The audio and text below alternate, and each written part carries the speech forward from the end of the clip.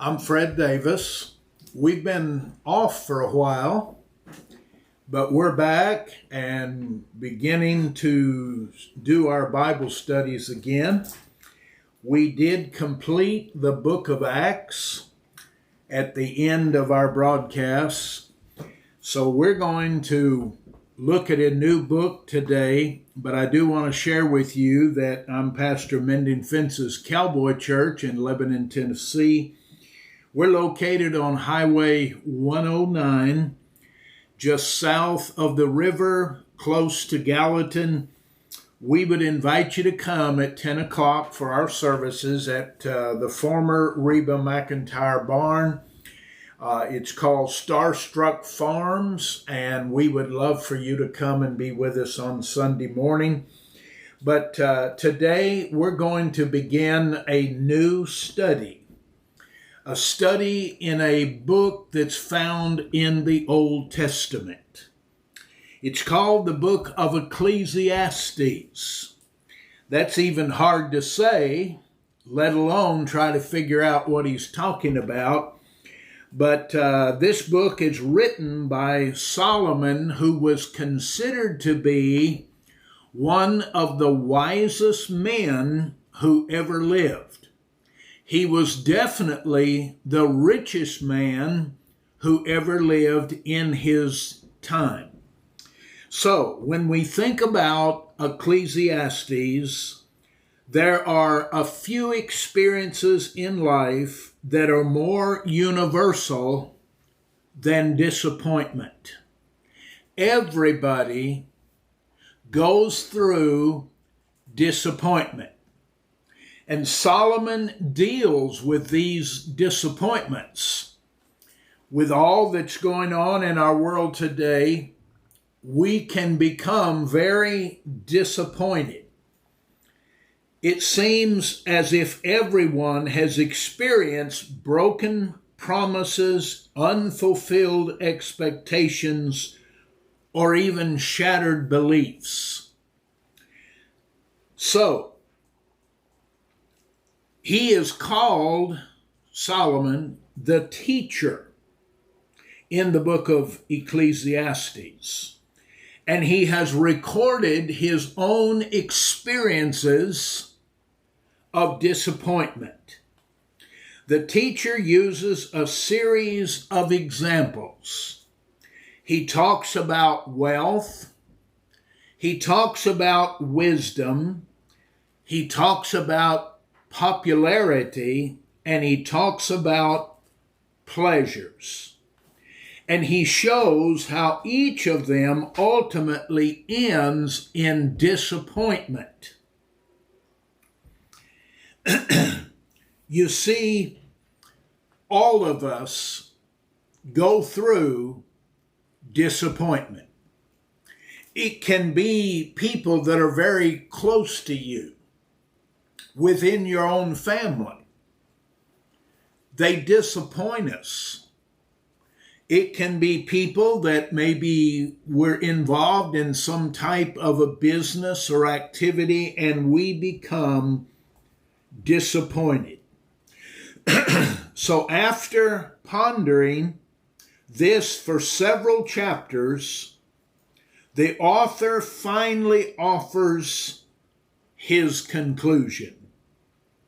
Here's what he says: fear God, obey his commands, for this is everyone's duty. That's in chapter 12 and verse 13. It appears that the teacher abandoned any hope in worldly pursuits and decided that glorifying God provides the only lasting meaning of life. When you boil down what he's saying, the only thing that really matters is our individual relationship with God. The only person who will not disappoint you is God himself. He's the only one that will be true to his word. So when we put our faith in other things, we will be disappointed. So that's what we're going to be looking at as we go through the book of Ecclesiastes.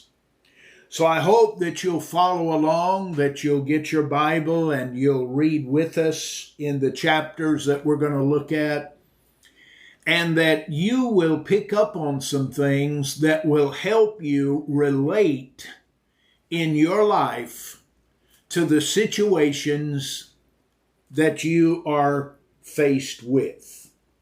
In chapter 1 of Ecclesiastes and verse 1, this is what it says. These are the words of the teacher, King David's son, who ruled in Jerusalem. So, that gives us some information about Solomon, David's son, who was king. And then we see that Solomon became a king after David. He was wealthy, but he was also considered the wisest man who ever lived. So we're looking at his evaluation of life. In verse 2, everything is meaningless. So here is Solomon. He's reviewing life and everything that goes on, and his conclusion of that is that everything is meaningless. You may be involved in sports, or you may be involved in the arts. You may play music, and you may be extremely good at what you do. But when you are the best there is, you are recognized for your performance, and in a matter of a few minutes, that recognition is gone and it's over. And so Solomon is saying everything is meaningless, says the teacher, completely meaningless. So if we measure life by what we have, it will go away. If we measure life on our relationship with other people, we will be disappointed. Now, I've been married 56 years this year. I love my wife. I appreciate my wife. But one of these days, one of us is going to die. That relationship comes to an end. So if we are putting our faith in other people, it too shall pass away. So here's what he says in verse 3. What do people get for all their hard work under the sun? So he is just putting together everything that man does. Doesn't matter what it is. You may be extremely wealthy. You may have gained great recognition. You may be famous or well known, or you may not have any of those things. So what he's saying, let's just take everything that's under the sun. When you look at all of your hard work, generations come and generations go, but the earth never changes. That is interesting to me.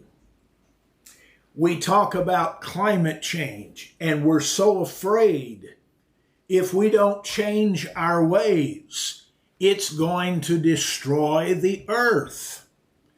But the truth is, the temperature of the earth is about 2 degrees higher than it was hundreds of years ago. That's all. Because the earth stays the same.